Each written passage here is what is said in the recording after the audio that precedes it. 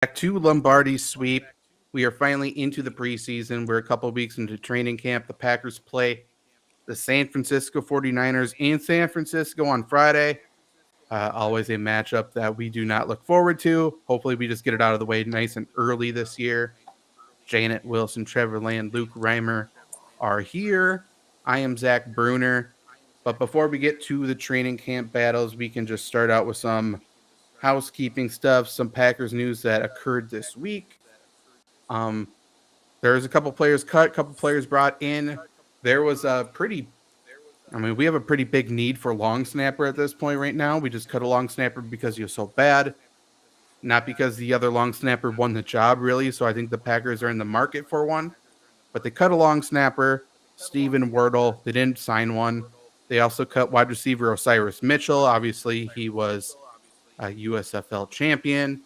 They signed two other USFL players. They re-signed Dexter Williams, who's back in town, thank God. It seems like he was gone for only about a couple weeks. And they also signed safety Micah Abernathy, who was playing with the Houston Gamblers in the USFL, I believe. But pretty much not that big of signings. I'm sure we'll see Dexter Williams on Friday. He knows the offense, and they're probably not going to play A.J. Dillon or Aaron Jones. But do you guys have any thoughts about those signings or releases? Well, it all feels like a nothing burger, right? I think the main takeaway is how nice of like the XFL and all these startup leagues that these guys can actually get a shot to, try to do something in training camp. So shout out to the guys creating them, creating those leagues. Should be fun. I have a hard time believing that Osiris Mitchell was given a true shot, seeing the fact that Amari Rogers is still on this team. I just like to point that out. Did Osiris Mitchell do any returning in the USFL? I don't think he did. No. I was going to say if he did, that would make a lot of sense. It sucks. I think he could have been like a nice fringe guy, but I guess it happens. I wish the best to him, though. I think he's underrated. I think he'll probably land somewhere. I certainly hope he does. Yeah, he'll for sure get to somewhere. The practice squad limit this year is 16 players, so each team's going to have 16 players on the practice squad. He's certainly good enough. From Mississippi State, I believe. I think that's where he went to college. He's a good player, so someone will have a use for him. And yeah, the Packers just needed another running back to get some burn. So that's why they brought back Dexter Williams, who I can only assume is probably going to be on the training camp or on the practice squad roster as well. Even though at this point, I would assume the Packers know what they have in him. So I don't really understand the reasoning for it, but whatever. Just watching Hard Knocks last night, I would give anything to get Jamal Williams back on our team. Yep. I haven't even seen an episode yet. I have HBO Max, so I get it a day late. I get to see it a day late. They released it. They released it the same day this year. Yeah, I watched it one minute after. Oh, they did? Because I was on their ass. Okay. It's like Dan Campbell with people in water. Last year, I remember it was like the day after. You had to wait until it was out. All right, cool. Yeah, they fixed that. Thank God. Other stuff.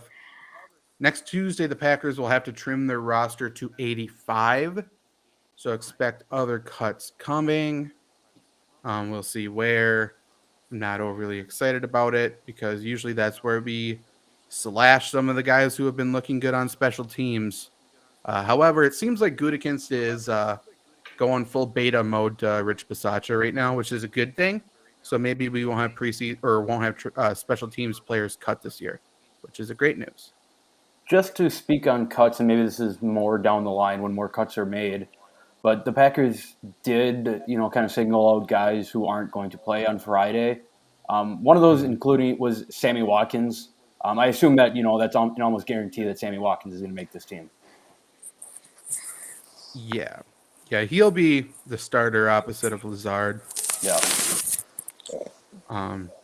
Yeah, he'll be good as long as he's healthy. He'll have a big role. He's friends with Rodgers.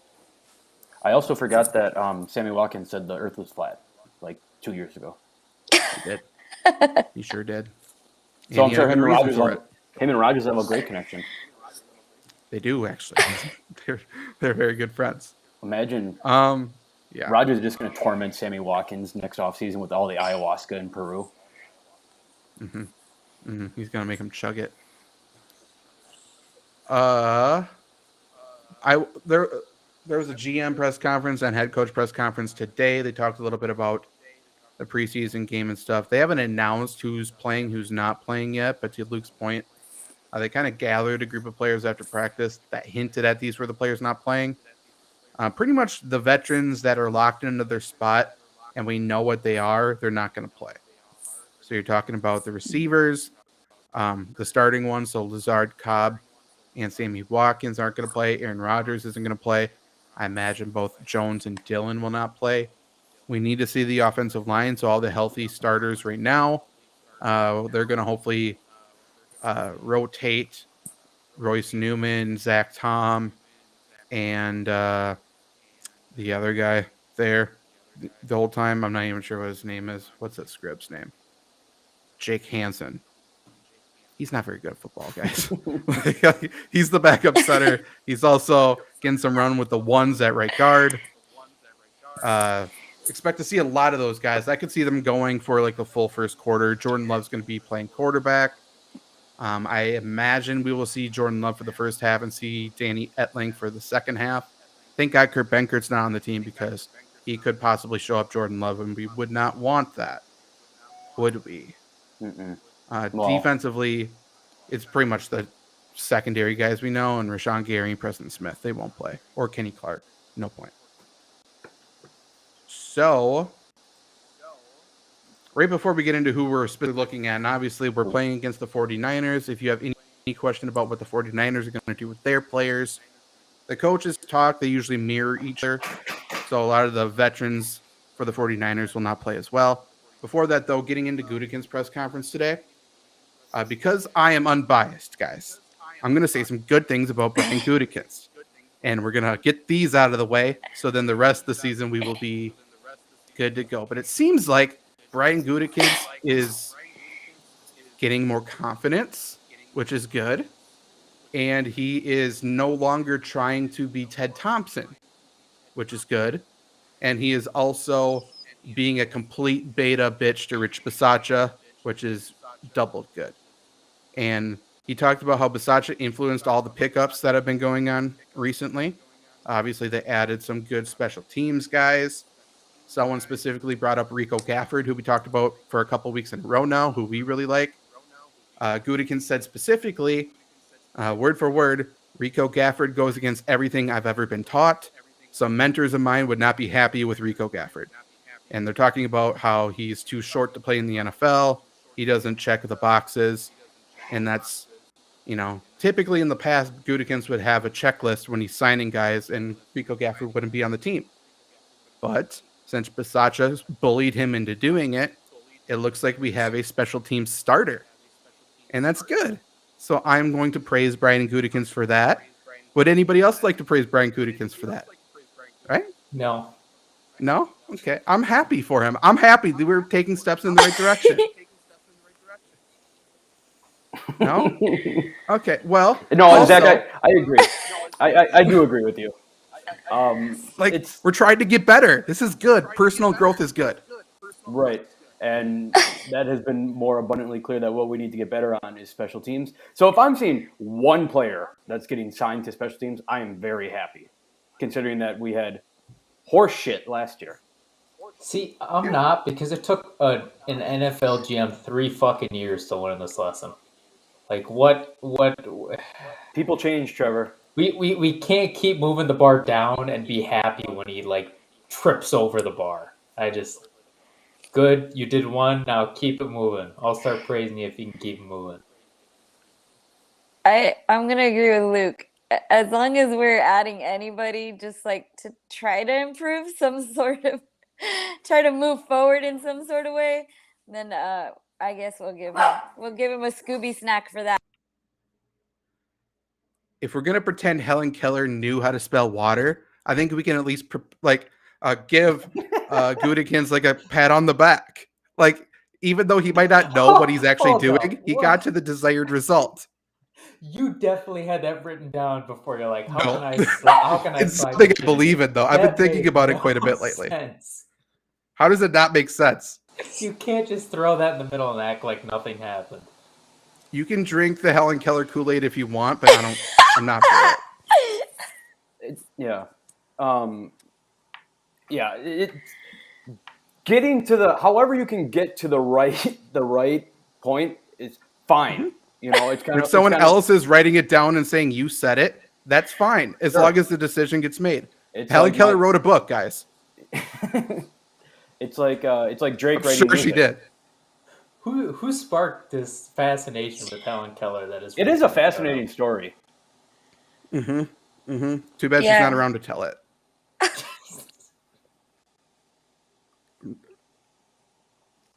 I don't believe it. That's it. We can start a new podcast for that. I don't believe it. Oh, I have tons of them. Yeah, that could be the title. Just things that we're not fully sure on. Family Feud surveys. True. Who are they surveying? I That's don't what I'm believe. saying. Have you ever met anyone who's ever been in a Family Feud survey? Nope. Right. Is Finland real? I'm not sure. Yeah. Yeah. It might just be, what would it be? East Norway? No, all Eastern European countries are Russia. That too. That's true. Ask Putin. The other player, Bisaccia's kind of bullied Gutekunst into getting, obviously, Rico Gafford. He's been good on special teams. Keyshawn Nix. He's an actual nickel cornerback. He's backup, but I could totally see him starting by the end of the year because he's at least played the position before. He's also really good on special teams. And then, what's the other guy's name? It's not on the depth chart yet. He came over from the Raiders. He was a special teams guy. He's a safety. Don't know what his name is. Doesn't matter what his name is. Just run down the field and make the tackle. Leave it. Yep. Bingo. But see, Gutekunst is doing the things, even if Rich Bisaccia's signing Gutekunst's name for him. It doesn't matter. Things are getting done. That's good. Gutekunst also said in the past he wanted to bubble wrap guys and just get to the first game instead of using this time to actually do his job. And he said now, though, Trevor, this year he's using the time in the preseason games to evaluate players to make the team better. He said that word for word. That's good. Figured it out. Light switch is on. I understand that the. You think first stage somebody's is feeding it acceptance. into his ear while somebody decided Does to not. start feeding stuff into his Maybe. ear? I don't know what's more sad, the fact that he thought it was smart to say that out loud, or the fact that he knew he could say that out loud and nobody would care. Again, glad we're making the right moves, but the GM literally just said maybe one of the most dumb things I have heard, and everybody's like, another day at the office. Good job, dude. And that was this morning. There's no headlines about it. No one thought that was weird or anything. So what has he been doing? Yeah, also, there are no headlines that Rodgers called the stock just a worthless piece of paper for the Packers. So, or did he? what is the Packers media team doing? What the fuck are you guys doing? We're celebrating Domofsky's birthday with a shitty birthday cake. Do your fucking job, Domofsky. 51. Stop eating dinner with your wife, damn it. I was honestly Happy birthday, thinking. Rob. I was thinking about the same thing when I was looking for the schedule wallpaper because it looks exactly the same as last year's. So I got confused. I thought it was last year's, and I was like, "Oh wait, this is this year's." What are they doing though? The graphic designer. The moment Wisconsin sports teams realize what social media is and how to use it will be a great time. Because the Brewers just did the same thing. They fired their whole team, and they're like, yeah, they still are terrible. Baseball. Any other things we want to talk about before we get into the preseason game? I like the new positive me. I'm happy for the Packers. It's clean slate. But then if they fuck me over, I'm switching to the Lions in a heartbeat. I have no more fucks to give. But right now, I believe in this team, guys. What do you mean you are? You haven't gone 50-50 already after that 45-minute episode of bliss? I decided to use the Dan Campbell hour-long hype video to completely wipe the slate clean. And then, you know what? We're on evil playing grounds here. And then if they want to piss me off, then I'm just done. But for now, I'm going to give them the benefit of the doubt. I want to go in unbiased. Hey, Trevor, go Pack, go. Your turn. No, if you're not going to be negative, I'll just be twice as negative. That's fine with me. I'm not negative. I'm analytical. But any other things that we want to talk about before preseason? I don't think that Aaron Rodgers would be someone to be very fun to do ayahuasca with, have an LSD trip with him. He feels like he wouldn't stop talking. He tried to explain everything to you and give you the history of everything. Ayahuasca is a little different. I don't think people are talking very much during it. Yeah, if anything, it would be like drunk history too. I feel like, if anything, maybe. I feel like that's kind of him on. Program. I feel like that's him sober. I also don't like drunk history, by the way. I would feel like he's Matthew McConaughey in Dazed and Confused. You know how like he's the older guy hanging out with all the younger kids. That's quite literally what his job is the old guy hanging out with the young kids. Exactly, on a football field, telling them random stories.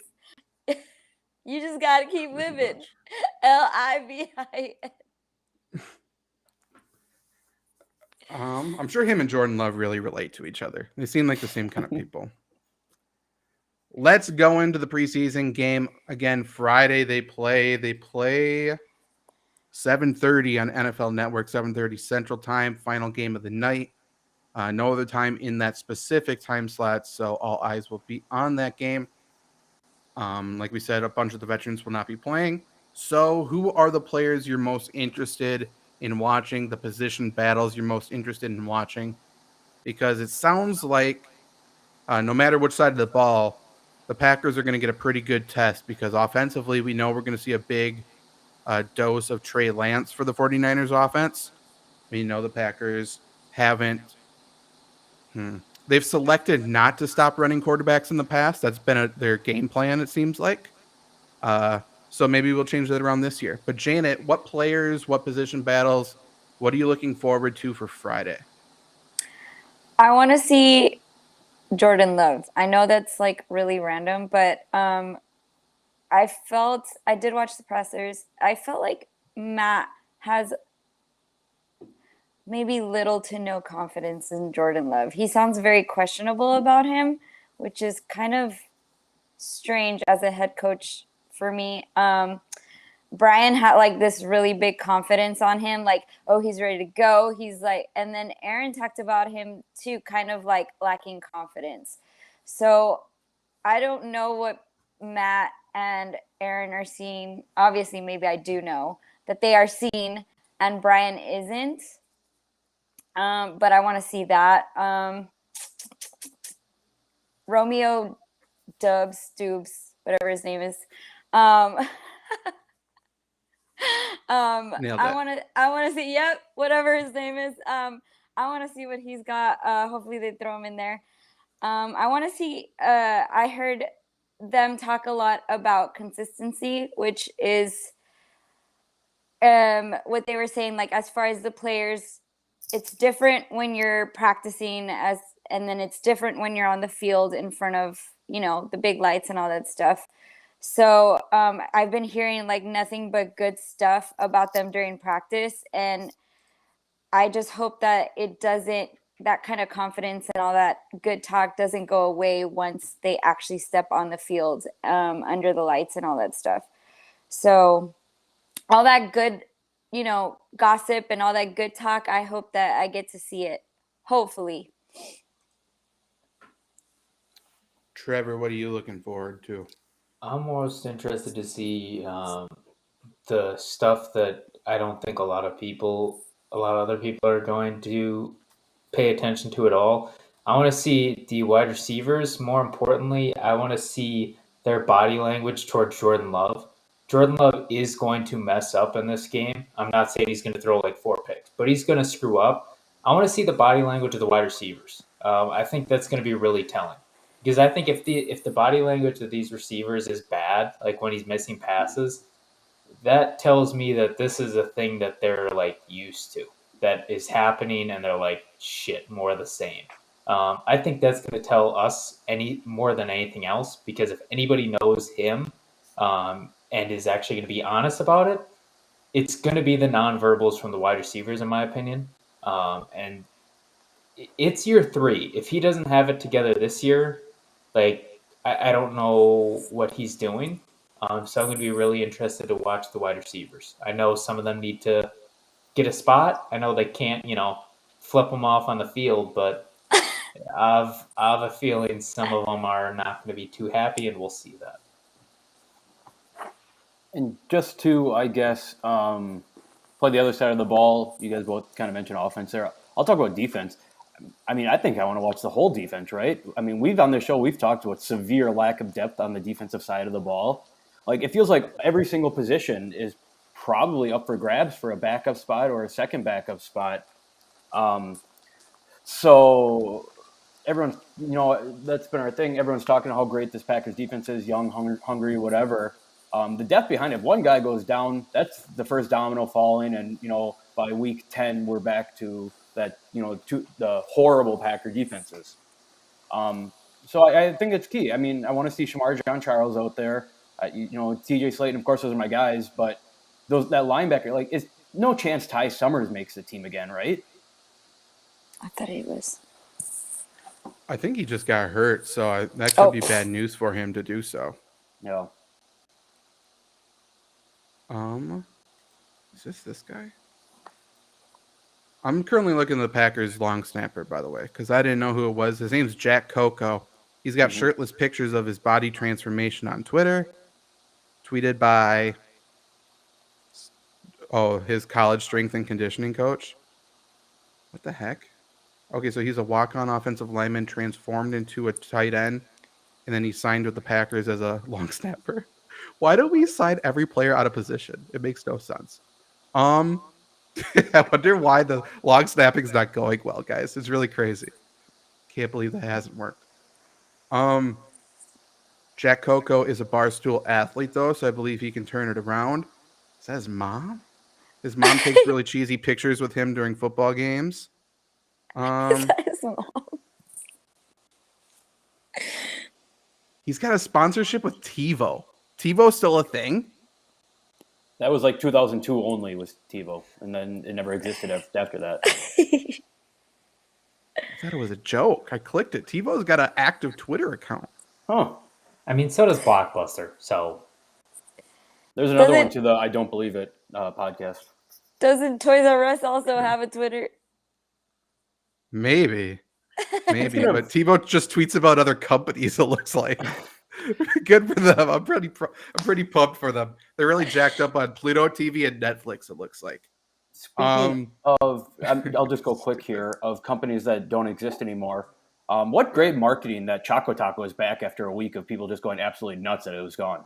So they went Twinkie on us. Oh no, we're taking it away as they just increase production. So actually, Luke, I've never had one, and I've never felt the need to ever. I mean, they're fine. Taco. It's the same thing as a drumstick, just in a different form. Luke, the last drumstick, Blockbuster. Drumsticks are good. The last Blockbuster is actually in my hometown, like where I'm from. It's down there in the valley. There's one more left. Boom. They have to launder money, right? Yeah, I mean, same as Mattress Firm. Yeah. There's a lot of mattress companies in Eau Claire, by the way. Yeah, drug laundering. That's what it is. To think about. You go in there and there's no furniture. Right. Just somebody standing in an empty room with a Also, secret door. Who are they selling all the mattresses to? There are not that many people there. And I don't think people from Minneapolis are going to drive 2 hours to get a mattress.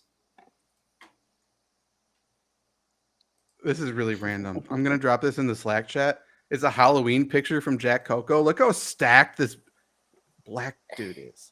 He's fucking massive. Where is our chat? And tell me what Halloween costume he is. Luke, are you a super hero nerd? What's going on here? Isn't that what this is? Let me analyze. It's like maybe it's not. I think they're just they're just white. 4th of July. Yeah, I think it's 4th of July. Because he's wearing. My bad. Yeah, they're all. I was looking at the other picture in the tweet, and I was thinking it was Halloween. My bad. Honestly, okay. Luke, Luke, you might be able to get this. He looks like if Wish combined Devontae Adams and Brandon Jennings. Wish. Yeah. Yeah. I'm for it. He looks like the next John Kuhn to me. So I think he's going to be good. They are not superheroes. After No, analysis, they're not. That guy is ripped though, eh? I thought he was wearing the bird person from Rick and Morty. 10 times out of 10, he could be Captain America in a fight. Most people could. Things I'm looking forward. I'm looking forward to Jordan Love as well. Obviously, I love the stupid headlines about him having his best practice last week, which is a good thing. But it does seem like he's progressing as a player. I think having Tom Clements in there as his quarterback coach has helped him, and he is set as such. So I'm interested to see if he has happy feet in there again, or if he completely crumbles, because he's going to get hit behind this offensive line. We know that. So it'll be interesting to see how he does after he gets hit. And then obviously I want to watch the offensive line too. Yeah, and I was just to add on to Jordan Love there. I don't know if you guys watched Family Night or saw the highlights or anything, but Jordan Love hit Torrier on that 54-yard post route down the middle. I mean, that play, he had guys like right here on him. So, I mean, before everyone goes nuts on it, I actually think I wrote an article on it for the paper, but whatever. That's probably a sack in live time. And LaFleur said it in press conference. He goes, "That's a bang bang play right there," And that's just a play where you get the ball up and hope for the best. And of course, the blown coverage made that play look incredible. You see, like the way Matt talks about it, sometimes I don't feel like he's as enthusiastic about him. He's still sad about the judge with them machine. every day. They got a new one, I think, yesterday is what I heard. So that's good. Let's do this exercise really quick. Who has been the biggest standouts in camp? Like who have you heard the most about as good? From the headlines, you'd be hard pressed to find anyone who's been talked more about than Dobbs. Dobbs. Yeah, you else? yell at us for pronouncing Tunyon differently, but yet you call him That's different. Dobbs. He's already played under the lights. I'd probably go Jair. I mean, it sounds repetitive, but him locking down a lot of people. Also, his quote about Alan Lazard beating him on new cleats was fantastic today. Yes, I saw the interview, and I like the way he talked about Dobbs too, saying like, yeah, you're excited. Yeah, everybody's talking about you, but you haven't gone up against me, and I'm the best. So that pumped me up. Rashawn Gary, Zach. Rashawn Gary has been a standout. And then obviously we just talked about Jordan Love. He had his best practice. He's looked really good in practice. He's been stringing games together. So we talked about that. Jair's not going to play. Romeo Dobbs has looked really good. He's been looking really good against the Packers secondary. Obviously, Jordan Love, same thing. I want to watch the Packers secondary because they've been really, really bad. So I definitely want to watch that. I'm hoping we get to see a lot of Eric Stokes. We will see how good the Packers secondary makes Trey Lance look. And if that's the case, obviously, NFL will have a full week of content to talk about because they're just waiting to gush over Trey Lance, and rightfully so. But then Rashawn Gary, he's looked really good because he's gone against that end of that line. So we need to look at Royce Newman. We need to look at Zach Tom. We need to look at Jake Hansen. Let's find him, track him down, take a look at him. Yash Nijman, everyone's sold on him. I am not. I would like to look at him.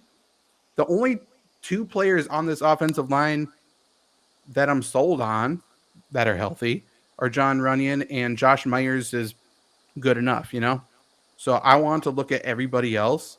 I imagine they won't get to see Nick Bosa, which is a good thing for them.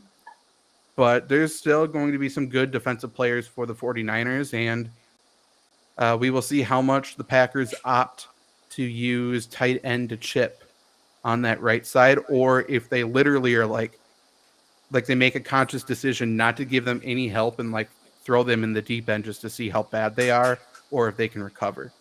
Because something really good or really, really bad could happen Friday.